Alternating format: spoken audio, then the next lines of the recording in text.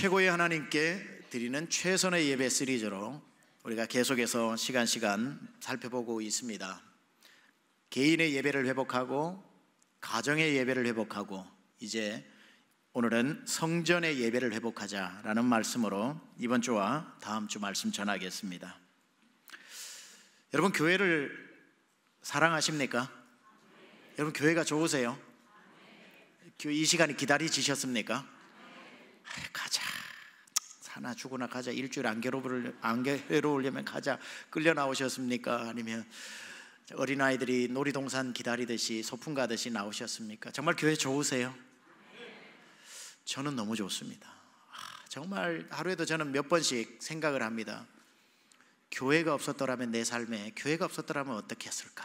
교회가 있다는 것, 주일이면 올 곳이 있다는 것, 와서 말씀 듣고 찬양할 수 있는 곳이 있다는 것, 어려운 일 있으면 기도 제목 내어놓을 수 있는 형제 자매들이 있는 곳, 내 부모는 날 버릴 수 있고 내 형제는 날 모른다 할 수 있어도 하나님은 날 버리지 않는다고 약속하신 그 말씀 따라서 이곳에 와서 내 영혼이 덩실덩실 살아나서 춤을 출 수 있는 교회.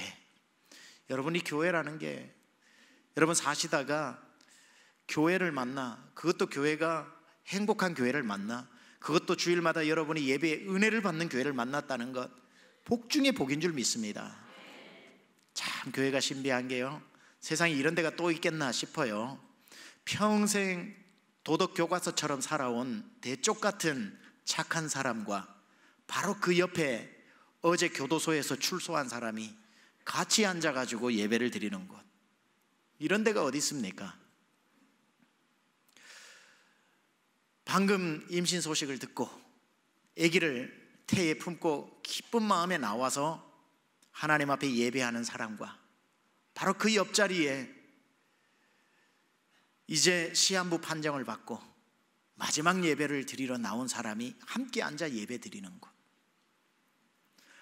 사업이 성공을 해서 감사 헌금 들고 언제 헌금 시간 오나 기대하며 앉아있는 사람 옆에 사업에 어려움을 당해가지고 눈물로서 예배드리는 사람이 나란히 앉아있는 곳, 이렇게 다양한 사연들이, 이렇게 다양한 사람들이 모여있는 곳이 또 교회 말고 또 있겠나 싶어요. 그런데 교회는 그 모든 사람을 차별하지 않잖아요. 모든 사람들이 올 수 있도록 두 팔 벌려서, 교회가 주님의 몸 아닙니까? 그러니까 교회는 예수님, 이 땅에 우리 눈에 가시적으로 보이는 예수님의 역할을 하는 곳인데, 예수님이 친히 교회는 나다고 말씀하셨는데, 그 예수님이 마치 수고하고 무거운 짐진 자들아 다 내게로 오라, 내가 너희를 쉬게 하리라는 그 말씀을 오늘도 계속해서 교회를 통해 부르시는데, 여러분들이 오늘 교회에 딴 데 가지 않고 그 세상 무거운 짐을 지고 그 많은 사연들을 끌어안고 주님 앞으로 나온 이 시간이 복된 줄 믿습니다. 그게 교회라는 거예요. 다 여기에 아침에 여러분들 화장도 하고 머리도 빗고 좋은 옷도 꺼내서 이렇게 와서 세련되게 앉아 계시지만, 정말 우리 교회 강남중앙침례교회 성도님들은 잘생기고 이쁜 거 아시지요? 옆에 분한테 물어보세요. 아십니까? 아십니까? 정말 잘생기시고 표정도 밝으시고 멋있어요. 그런데요, 그 얼굴 뒤에 아픈 사연들 다 가지고 있거든요. 다 화장 뒤에 가리워져서 그렇지, 다 양복 뒤에 가리워져서 그렇지, 다 5,000명이면 5,000가지 사연, 10,000명이면 10,000가지 사연을 가지고 주님 앞으로 나오는 것 아닙니까? 그래서 이 중에 예수님이 안 필요한 분이 누가 있습니까?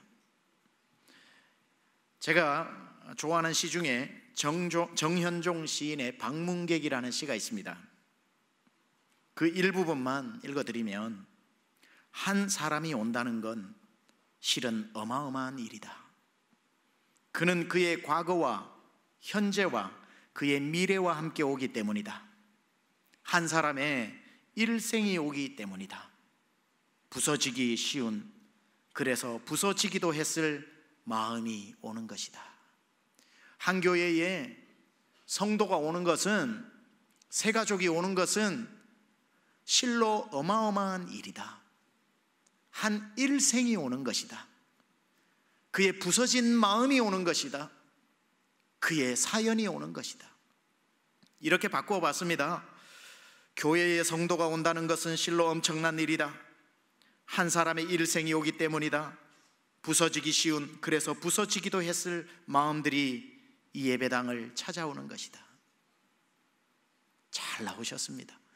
오늘 새 가족으로 오신 분들은 잘 나오셨습니다.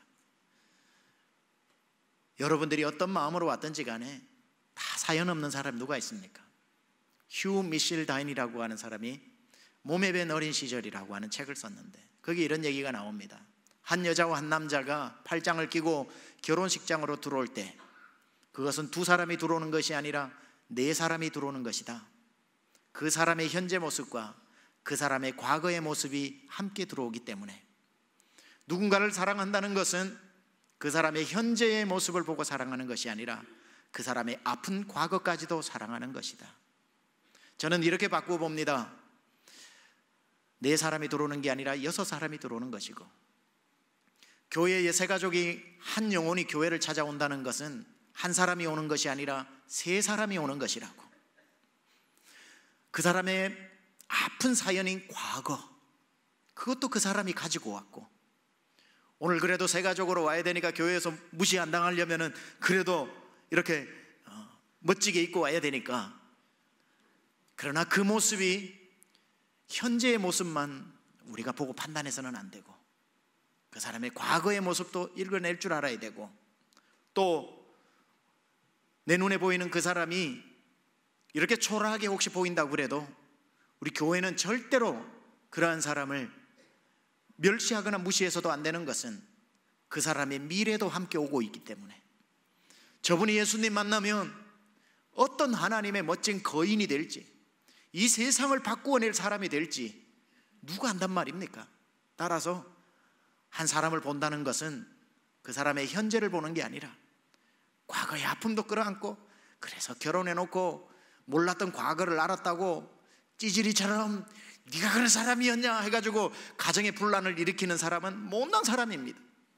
결혼은 그 모든 과거를 함께 안고 결혼하는 것이고, 그리고 오늘 좀 남편이 돈을 많이 못 벌어오고 아내가 어제 벗어놓은 양말을 그대로 놔뒀다고 해서 그렇게 생각하면 안 됩니다. 앞으로 장차 엄청난 일을 해낼 수 있는 미래를 함께 결혼한 것이기 때문에 사람은 한 사람이 아니라 늘 3사람인 거지요. 오늘 이 자리에 모여있는 1층, 2층 밑에 소예배실 다 가득 채운 분들, 사실은 다 저마다의 아픈 부서진 마음들, 사연들을 가지고 그래도 다른 데 찾아가지 않고 주님 전에 찾아 나왔으니 얼마나 여러분 이곳에 잘 오셨습니까? 이곳에 높이 세워진 골고다 언덕 십자가 밑에 여러분들이 나와서 주님 앞에 여러분의 마음의 무거운 짐들을 다 쏟아놓고 너 예수께 조용히 나와 내 마음을 쏟아놓으라. 주님 앞에 나와서 딴 사람 찾아가가지고 누가 가가지고 여러분의 아픈 사연들을 얘기해 보세요. 앞에서는 고개를 끄덕이다가 일주일 뒤에 딴 사람 속에서 들려옵니다. 아이고 그 사람 힘들다며 요즘 행복한 줄 알았더니 10배 20배 상처받는 일 많아요. 주님 앞에 나와서 이 시간에 주 예수께 조용히 나와 내 마음을 쏟아놓으라. 늘 은밀히 보시는 주님 큰 은혜를 베푸시리. 주님 앞에 오늘 잘 나오셨습니다. 이 세상에 교회가 없었더라면 어떻겠을까? 끔찍합니다. 이 세상에 교회가 우리를 받아주지 않았다면 그 많은 사연들, 그 많은 아픔들은 지금 어느 세상 어느 곳에 떠돌고 있을까? 교회가 없었다면 그 아픈 인생들은 지금 어디서 한가득 고름을 안고 죽어가고 있을까? 인생의 어려움을 누구나 다 만나지만 그 어려움을 만날 때 교회가 있는 사람과 교회가 없는 사람이 얼마나 큰 차이가 나는지 모릅니다. 광야를 내쫓겼던 한 사람 다윗의 이야기를 잠시 오늘 본문으로 돌아가 보겠습니다. 다윗이 정말 억울해요. 자기 장인에게 쫓겨나갑니다. 아유, 결혼하러 인사드리러 갔는데 장인이 자네 인사 안 받겠네, 이 한마디만 해도 평생 결혼하고 장인한테 섭섭할 텐데, 이 사울이라고 하는 장인은 사위인 다윗을 죽이겠다고 쫓아다니니 이 마음의 상처가 얼마나 크겠습니까? 다윗이 바란광야, 신광야, 엔게디 광야를 도망 다녔던 것을 윌드니스, 그 광야에서 다윗이 한 얼마 동안 도망 다녔을 것 같아요, 여러분? 나중에 압살롬에게 도망 다니던 그 세월 다 빼고서라도 사울에게 쫓겨 다녔던 그 시간이 6개월 1년이 아니라 3년 4년이 아니라 다윗의 연대기를 추적하면 최소한 10년입니다. 그래도 많게는 14년까지 광야를 떠돌았습니다. 광야를. 그러니 그 광야에 도망 다니면서 하루하루 총각을 다투는 그 위험 가운데 다윗이 어딘들 도망을 안 가봤겠습니까?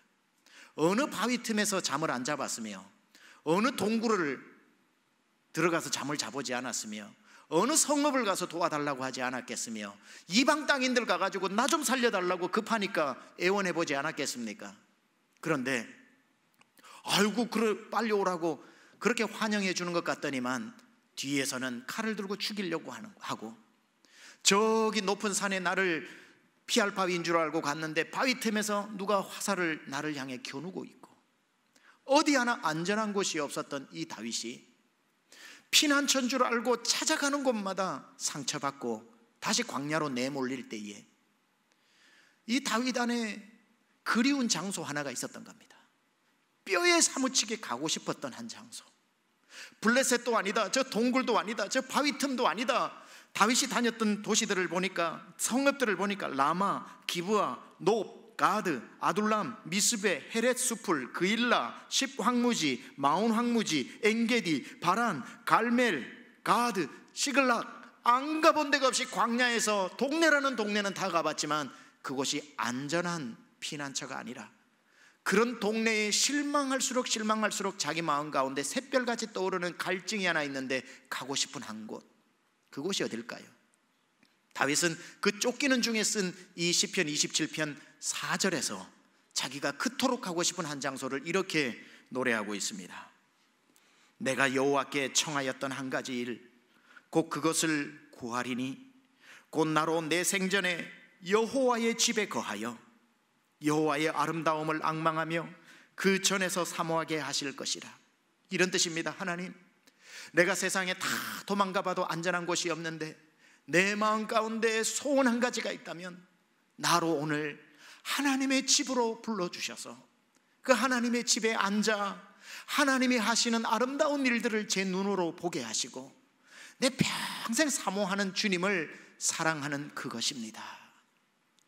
이 말을 고백하는 거예요.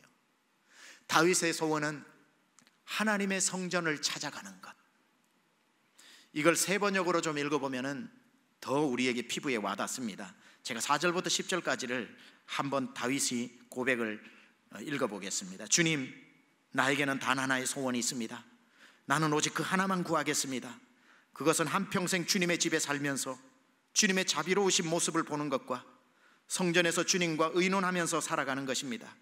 재난의 날이 오면 주님의 초막 속에 나를 숨겨주시고 주님의 장막 은밀한 곳에 나를 감추시며 반석 위에 나를 올려서 높여주실 것이니 그때 나는 나를 애워싼 저 원수들을 내려다보면서 머리를 높이 지켜들겠다. 주님의 장막에서 환성을 올리며 제물을 바치고 노래하며 주님을 찬양하겠다. 내가 주님을 애타게 부를 때에 들어주십시오. 나를 불쌍히 여기시고 응답하여 주십시오. 주님께서 나더러 내게 와서 예배하여라 하셨을 때 주님, 내가 가서 예배하겠습니다 하고 대답하였으니 주님의 얼굴을 내게 숨기지 말아 주십시오. 주님의 종에게 노하지 말아 주십시오. 나를 물리치지 말아 주십시오. 주님은 나의 도움이십니다. 나를 버리지 마시고 외면하지 말아 주십시오. 주님만이 나를 구원하신 하나님이십니다. 나의 아버지도 나를 버렸고 나의 어머니도 나를 버려도 주님은 나를 버리지 않고 돌보아 주십니다. 이곳이 성전입니다. 다윗의 소원은 하나님, 내게 왕좌를 주십시오. 하나님 내게 모든 군대를 이길 힘을 주십시오, 저 못된 블레셋을 망하게 해주십시오가 아니고 한 가지 소원을, 하나님의 집으로 나를 불러주십시오. 하나님의 성전에서 예배하며 하나님의 아름다움을 보고 싶습니다. 무슨 한 가지 소원이 이래 시시하단 말입니까?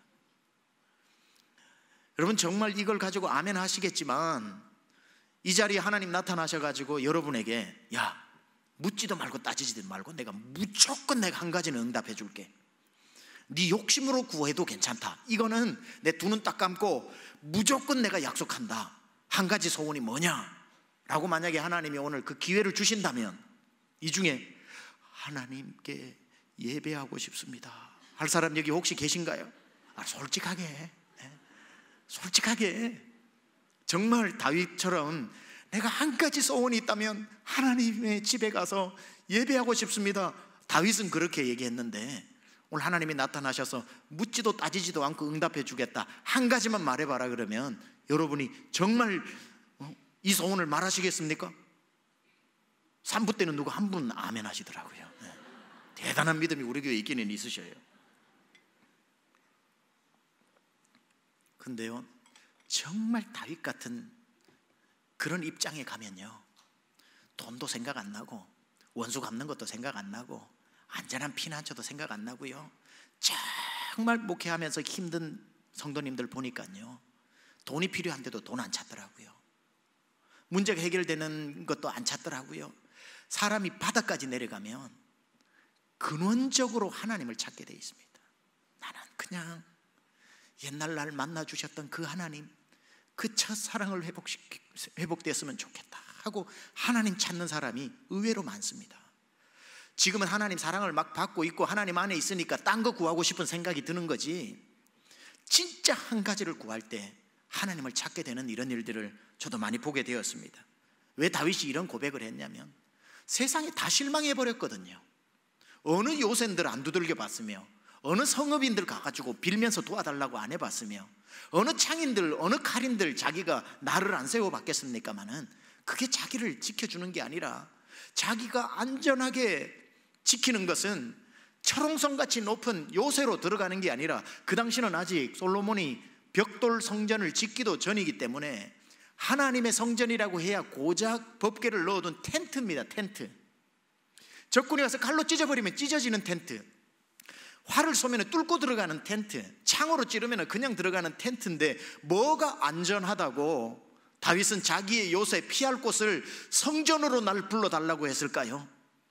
그럼에도 불구하고 오늘 5절에 다윗이 그 성전을 이렇게 노래합니다. 여호와께서 환난 날에 나를 그 초막 속에 비밀히 지키시고 그 장막 은밀한 곳에 나를 숨기시며 바위 위에 높이 두시리로다. 아무리 성전이 초라한 것 같아도 그 안에 하나님이 계시기 때문에, 세상의 요새가 아무리 초롱성 같아도 거긴 하나님이 없지만 아무리 초라한 것 같은 이 성전이라도 이곳에 하나님이 계시기 때문에 저 위험한 곳 내가 이를 때에 주 손으로 지키시고 주 날개로 보호하시는 하나님이 계신 곳이 가장 안전한 것입니다.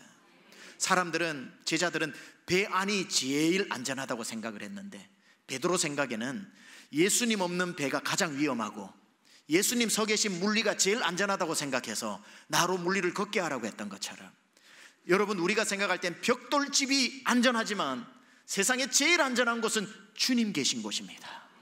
With God, everything is possible. 하나님이 함께 하시면 못할 것이 없고 Without God, everything is impossible. 하나님 없이는 되는 일이 하나도 없는 겁니다. 다윗은 하나님이 계신 곳에 가고 싶었던 거지요. 하나님이 계신 성전, 그게 다윗이 뼈에 사무치게 하나님의 집이 그리웠던 이유입니다. 여러분, 다윗은 도망가면서 성전을 그토록 내 한 가지 소원이 있다면 다시 하나님의 집으로 가는 것이라고 성전을 사모하는 믿음을 가져서 다윗의 삶이 그토록 복된 인생이 되었다면, 오늘 여러분이 나오신 우리 강남 조항집내교의 이 예배당, 이 성전은 여러분에게 어떤 장소입니까? 어떤 의미를 주고 있습니까? 여러분, 우리 교회를 다윗처럼 뼈에 사무치게 사랑하시나요? 이 교회가 그토록 사랑스러우십니까? 그래야 합니다. 제가 오늘날 우리 한국에, 제가 뭐 한국 기독교를 책임지는 사람도 아니지만 한국의 기독교를 보면서 제 마음을 아프게 하는 게 뭐냐면요, 교회는 다니는데 성도들이 자기의 교회를 사랑하는 마음이 없더라는 거예요. 그냥 나오는 거예요. 그냥 여기에 나와서 1시간 안 앉아 있으면 일주일이 뭔가 사고가 일어날 것 같으니까 액땜 장소로 나오는 사람도 많고, 끌려 나온 사람도 많고, 예배 드리고 가면서 차 안에서 집에 도착할 때까지 교회 욕하는 사람도 많고, 교회를 너무너무 멸시하는 거예요. 너무 아픈 겁니다. 다윗은 그 윌드니스, 광야에서 그토록 하나님의 성전을 뼈에 사무치게 사랑하고 나를 그곳으로 데리고 가달라고, 그곳에서 은밀한 곳에 나를 숨겨달라고, 하나님의 날개로 나를 덮어달라고 그렇게 사모했던 성전인데, 우리는 아무도 내치는 사람 없고 누구나 마음만 먹으면 일주일에 10번도 올 수 있는 이 성전에 오면서도 고마움을 몰라, 사랑하는 마음이 없어. 아니, 강남 중앙 침례교회 성도님들 말고 강남 바깥 침례교회 성도들, 중앙 침례교회 말고. 더 제 마음이 아픈 게 뭔 줄 아세요? 이 예배당을 더 이상 사람들이 성전이라고 부르지 않는다는 겁니다. 이게 뭔 성전이야, 건물이지, 벽돌로 지은 건물이지. 자꾸 이제 성전을, 목사가 성전이라고 얘기하면 거짓말한다고 생각합니다. 자기가 제사장 노릇 해먹으려고 이게 무슨 솔로몬 성전이라고 이 예배당을 성전이라고 말을 해. 용어 정리해야 돼, 용어 바꿔야 돼. 이건 교회당 또는 예배당이야. 뭐 맞아요, 틀린 말은 아니에요. 그러나 과연 그것뿐일까? 한 번쯤 숙고해 봐야 됩니다. 왜? 이것이 건물이 될 수도 있고 성전이 될 수도 있습니다. 건물로 만들어 두느냐 성전으로 만들었냐는 것은 우리에게 달렸습니다. 성령이 거하면 성전이고, 성령의 역사가 사라지면, 제가 가장 앞장서 가지고 우리 강남중앙침례교회는 더 이상 성령의 역사가 없으니 한 성도도 이 건물을 성전이라 부르지 말라고 제가 먼저 광고할 겁니다. 그러나 성도는 이 건물이었던 곳을, 벽돌이 올라간 곳에 성령 충만한 성도들이 모여 성령의 역사가 이곳에 임하면, 성령의 전이 되면 이것도 성전 아닙니까? 최근 10년 동안에 일어난 한국교회 기이현상이 있습니다. 10년도 더 됐죠. 탈교회와 탈성전화의 현상들이 일어납니다. 사람들이 더 이상 주일날 교회를 와가지고 집단적으로 모여 공동체로 예배하는 것을 더 이상 중요하게 안 여기는 거예요. 와서 보니까, 미국에서 들어보니까 한국의 소식이 무너진 성벽 때문에 통곡했던 느헤미야 심정이 좀 이해가 되더라고요. 한국의 성도들이 교회 가기를 중요시 여기지 않고 교회를 우습게 여기기 시작하면서 신속하게 교회를 떠나서 자기 혼자 예배를 드린다는 거예요. 그래서 이제는 너무나도 뭐 익숙한 용어가 됐죠. 안 나가는 성도라고 해서 가나안 성도 거꾸로 해가지고 가나안 성도가 된 거죠. 그래서 세계에서 제일 빨리 성장하는 교회가 가나안 교회라고 그러잖아요. 안 나가 거꾸로 하면 가나안 돼가지고. 전부 우리 이 4부 예배 시간에 지금 이 주변에 있는 커피숍에 혼자 성경 가지고 가서 교회 안 나가고 혼자 예배 드리는 사람이 숫자가 더 많을 수 있어요. 강남의 40%가 크리스찬이랍니다. 강남에 있는 교회 다 합쳐가지고 성도 숫자 나누어 보세요. 강남 인구의 40% 되나? 택도 없습니다. 한국 와서 배운 몇 가지 단어가 있습니다. 혼밥, 혼자 밥 먹는다고 혼밥족. 혼술, 혼자 술 마신다고 혼술족. 혼행, 혼자 여행 간다고 혼행족이 요즘 유행입니다. 혼자 뭐 하는 거, 나홀로 뭐. 이 문화가 교회 안에까지 깊숙이 침투했습니다. 그래서 혼예족이 생겼습니다. 혼자 예배하는 족속들. 그래서 새로운 부족이죠. 혼예족, 혼밥족, 혼술족, 혼행족을 넘어서서 혼예족. 혼자 주일 되었네, 에이, 교회 가면 보기 싫은 사람들도 많고 듣기 싫은 사람 많고 자꾸만 나는 시집갈 마음도 없는데 보는 권사님들마다 시집 언제 가냐, 장가 언제 가냐, 듣기 싫다. 그냥 나는 그냥 커피숍이나 가가지고 뭐 거기서 예배 드리면 되지, 뭐 내가 뭐 거기만 하나님 계시나, 내가 가는 곳이 다 하나님 계시지. 신속한 탈성전화, 탈교회화가 일어나고 있습니다. 이거는 이 시대의 철학과 시대 정신하고 맞물려 있습니다. 지금 포스트 모더니즘 시대이기 때문에 이제는 전체주의 광장 문화가 사라지고 개인 문화가 강조되어지게 되고 어떤 함께 모여가지고 이게 진리라고 강요하는 시대를 넘어서서 자기가 독단적으로 직관과 자기 개인적 해석으로 텍스트를 읽어내는 문화가 이제 되어버린 겁니다. 따라서 이성이 진리가 뭐다? Absolute truth가 사라지기 시작하면서 Relative truth, 상대적인 진리가 있기 때문에 교회 가서 목사가 말하는 걸 어떻게 다 믿어? 내가 해석하는 진리가 맞지 라고 해서 이제는 누가 해석해주는 강의 설교를 안 들으려고 하고 나 혼자 이 텍스트를 들고 커피숍 가가지고 나 크리스찬이니까 독단적으로 이 텍스트 앞에 무릎을 꿇고 내가 적극적으로 내 개인이 성경을 해석으로 내 영감, 내 직관으로 하겠다. 이게 오늘날이에요. 이게 교회 안으로 들어와가지고 교회에 모여가지고 함께 예배드리는 공동체를 완전히 파괴하기 시작하면서 아무런 신앙의 가책 없이 나 혼자 내가 가는 곳이 다 예배 처소다. 맞지요. 나 한 사람 가는 곳 빈들에도 내가 있으면 예배당 되는 건 맞지만 하나님께서 우리에게 묶어주신 이 아름다운 공동체가 신속하게 한국교회에서 와해되어지고 있다는 것 우리 심각하게 생각해야 됩니다. 그 중에 하나가 뭐냐면 성경 해석에 문제가 있다고 저는 또 생각해요. 고린도전서 3장 16절 같이 한번 읽어볼까요? 시작.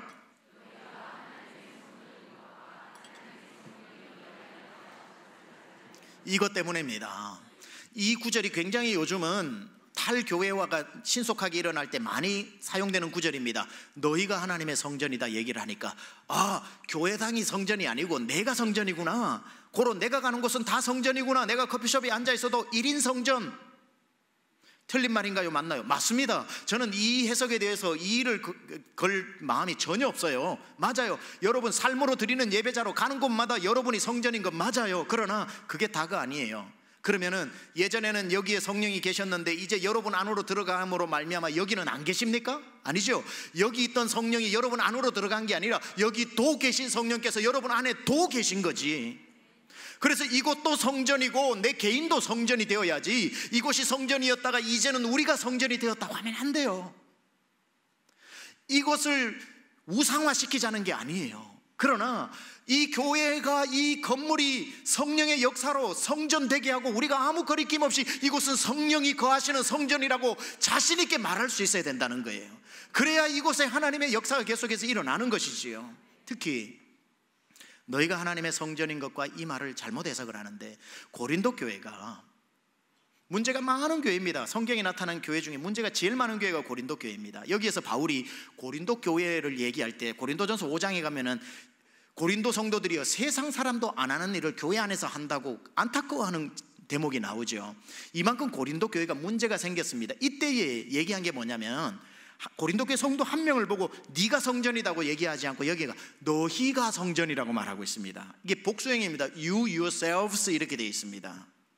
그러니까 영어로 하면 you all, you guys 이런 뜻입니다. 너희 모두가. 그러니까 예루살렘의 성전만 거룩하다고 생각하지 말고 고린도 지역에 세워진 이 에클레시아 너희도 성전이다 이 말이고요. 물론 너희 안에 너희 단수도 들어가 있겠죠. 그러나 이 구절을 가지고 나 한 사람이라고 해석하면 안 돼요. 이거는 고린도 교회 전체를 향한 성전이라고 말하는 것이고 더 중요한 것은 너희 몸이 하나님의 성전인 것과 그 뒤에 하나님의 성령이 너희 안에 거하는 것을 알지 못하느냐 이랬거든요. 따라서 성전 되고 안 되고는 몸이냐 건물이냐가 아니라 성령이 계시냐 안 계시냐를 가지고 말할 수 있는 것이고 내 몸도 성령 안 계시면 몸뚱아리인 것이고 몸뚱아리에 성령 계시면 성전 되는 것이고 이 건물도 성령 안 계시면 그냥 예배당인 것이고 예배당에 성령의 역사가 있으면 성전 되는 것입니다.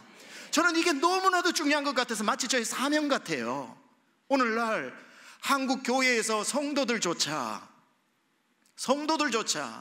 이 거룩한 성도 우리가 무슨 훌륭해가지고 성도가 아니라 하나님의 은혜로 성도라고 불러주신 이 이름을 자꾸 부르지 않고 이제는 교인이라는 말로 자꾸 대체를 하고 성전이라고 하는 말도 부담스러우니까 자꾸 교회당이라고만 바꾸어 가는 것 용어를 새롭게 써나가는 새로운 혁신인지는 몰라도 안타까움이 있다고요.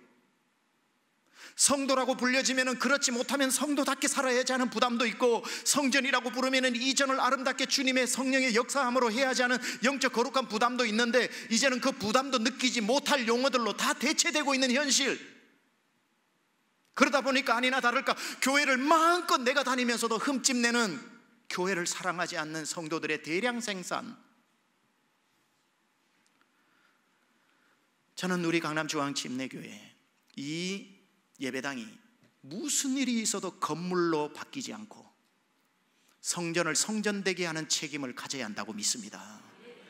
그런데 제가 한 3개월 지나보면서 성도들 삶에 성령 충만이 없고 모여 기도하는데도 성령의 역사가 없으면 제가 주일날 제가 알아서 광고할게요. 여러분, 3개월 전까지는 이곳이 성전이었으나 아무리 기도하고 아무리 내가 따져봐도 우리 교회 안에 더 이상 성령의 역사를 찾을 수 없으니 다음 주부터는 그 누구도 이 건물을 성전이라고 부르지 마십시오. 그렇게 제가 광고할게요. 그러나 그 광고 절대로 제 입에서 안 나오게 해야 됩니다. 이곳은 성령이 거하시는 전이라고 자신 있게 여러분도 저도 말할 수 있도록 교회를 교회되게, 성전을 성전되게, 성도를 성도되게 하는 이 사명이 우리에게 필요한 것입니다. 미국에서 제가 20년, 21년 있다가 돌아와 봤더니만 한국 교회에 정말 보석 같은 그 DNA가 사라져 있는 것을 제가 보면서 안타까웠어요. 여러분은 잘 모르실 수 있어요. 왜냐하면 계속 있었기 때문에. 조금씩 변한 이 한국 기독교가 어떻게 무엇을 잃어버렸는지 혹시 모르실 수 있지만 한 20년 어디 갔다 온 사람에게는 보입니다. 여러분, 50년 전 김치 맛을 그대로 먹고 싶으신 분 어디 가면은 50년 전의 김치 맛 고스란히 맛볼 수 있는 줄 아세요? 여기 어디를 가도 50년 전통 김치 한식집 해도요, 그게 50년 전의 맛 아닙니다. 왜냐하면 여기 살면은 다 업데이트가 되고 새로운 재료가 나와서 아무리 고수하려고 해도 시대에 조금 변화되어 가지고 따라가게 되어 있습니다. 진짜 50년 전 김치 맛은요, 50년 전에 이민 가서 사는 미국의 그 집에 가보면 50년 전 김치 맛 그대로 냅니다. 여기에서 미국 가서 드셔보신 분은 아실 겁니다. 어떻게 이걸 만들어내는지 옛날 그 맛 그대로입니다. 왠 줄 아세요? 50년 전에 딸을 미국으로 시집 보내면서 엄마가 바가지로 눈물을 흘리면서 네 미국 가가지고 치즈 바다만 먹고 어떻게 사노? 이거 김치라도 만들어 먹으라고 엄마가 레시피를 주죠. 그러면 그걸 가지고 와가지고 미국에서 그대로 만드는데 재료도 업데이트 시키려니 뭐 재료가 있나? 정보를 업데이트 시키려니 정보가 있나? 50년 전에 배운 그대로 그냥 만들어서 50년째 먹고 있어서 저도 미국에서 집회를 많이 다니고 하는데 가보면은 시골로 가면 갈수록 오래전에 오신 분일수록 진짜 맛을 내더라고요. 그 시간에 한국이 멈추어 있거든요. 제가 21년 전에 미국을 갔는데 저보다 30년 먼저 오신 할아버지께서 저에게 식사를 대접하면서 뭐라고 하셨는 줄 아세요? 고기를 사주시면서 고기 많이 먹어요. 한국은 고기 없잖아요. 그랬어요.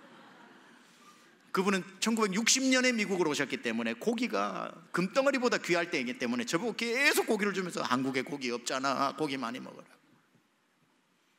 아직도요, 미국에서 오래 사신 분들은요, 옛날에 썼던 언어를 그대로 씁니다. 화장실을 다 변소라고 얘기합니다. 그래요. 언어들이 남아있어요.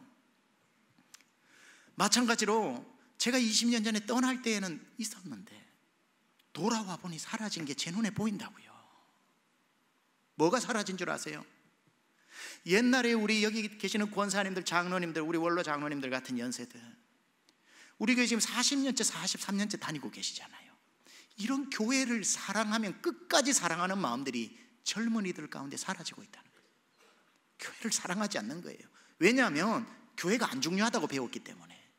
마음에 안 들면은 교회 떠나도 된다고 교회 탈 현상을 지극히 당연, 네가 교회다, 네가 성경 읽으면 된다, 네 혼자 독단적으로 해도 네가 가는 곳이 다 예배터다, 이렇게만 배웠기 때문에 무슨 주일날 가서 설교 듣냐, 혼자 펴서 큐티하면 되지, 이게 녹아져 있다 보니까 그게 안 중요하다는 게 아니라 그게 중요하지만 우리 정말 어르신들, 우리 권사님들, 장로님들 교회 사랑하는 그 마음이 우리 한국교회를 축복하신 하나님의 축복의 DNA인데 와보니까 우리 권사님, 장로님들에게는 여전히 남아있지만 우리 지금 젊은 세대가 그걸 잃어가고 있다는 거예요. 교회 가면 싸우니까 가기 싫다고 아무런 신앙의 가책 없이 교회를 떠나는 이 현상을 어떻게 해야 합니까? 어떻게 해야 합니까?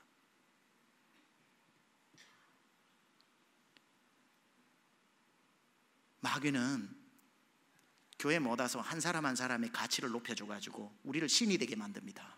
네가 하나님을 직접 만날 수 있다, 만날 수 있다. 와, 내가 대단한 썸바디로 생각하게 해가지고 다 커피숍으로 흩어놓습니다.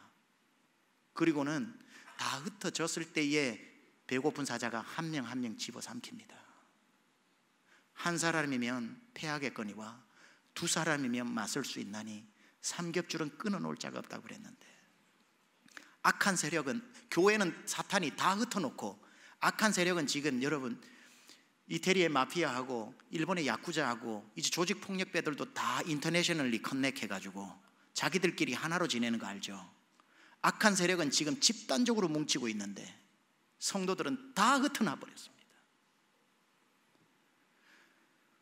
히브리서 10장 24절에 모이기를 피하는 어떤 사람들의 습관과 같이 하지 말고 오직 종말이 가까울수록 모이기에 힘쓰고, 나도 성전이지만 교회도 성전되게 하는 이 마음을 우리가 가지고 교회를 사랑하고 주의 몸된 교회를 사랑하고, 정말 이것이 여러분이 피할 산성이요, 하나님이 그 날개 아래 우리를 비밀히 지켜주시는 하나님이 살아계시는 그 은혜와 능력을 받고 오늘 말씀 주제처럼 성전의 예배가 회복되어질 수 있는 저와 여러분 될 수 있기를 우리 주 예수 그리스도 이름으로 축원합니다. 우리 오늘 말씀 가지고 한번 같이 기도를 하겠습니다.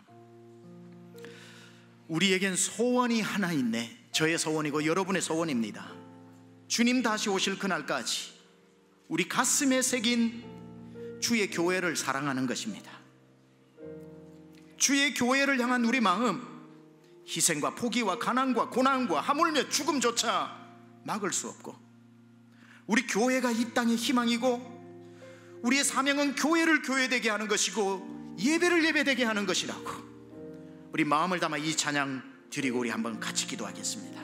우리에겐 소원이 하나 있네. 주님 다시 오실 그날까지 우리 가슴에 새긴 주의 십자가 사랑, 나의 교회를 사랑케 하네. 주의 교회를 향한 우리 마음, 희생과 포기와 가난과 고난,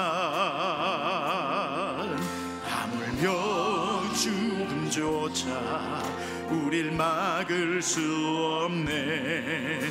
우리 교회는 이 땅의 희망, 이 땅에 우리 함께 일어나 찬양합시다. 교회를 교회되게, 우리의 예배를 예배되게, 예배되게 우리 사용하소서. 진정한 부흥의 날 오늘 임하도록 우릴 사용하소. 교회를 교회되게. 주님, 오늘날 모든 교회가 다시 한번 교회의 영광과 거룩을 회복하게 하여 주옵소서. 주님 앞에 드리는 모든 예배가 하나님의 임재로 가득한 예배 되게 하여 주시옵소서. 진정한 부흥의 날 오늘 임하도록 우릴 사용하소서.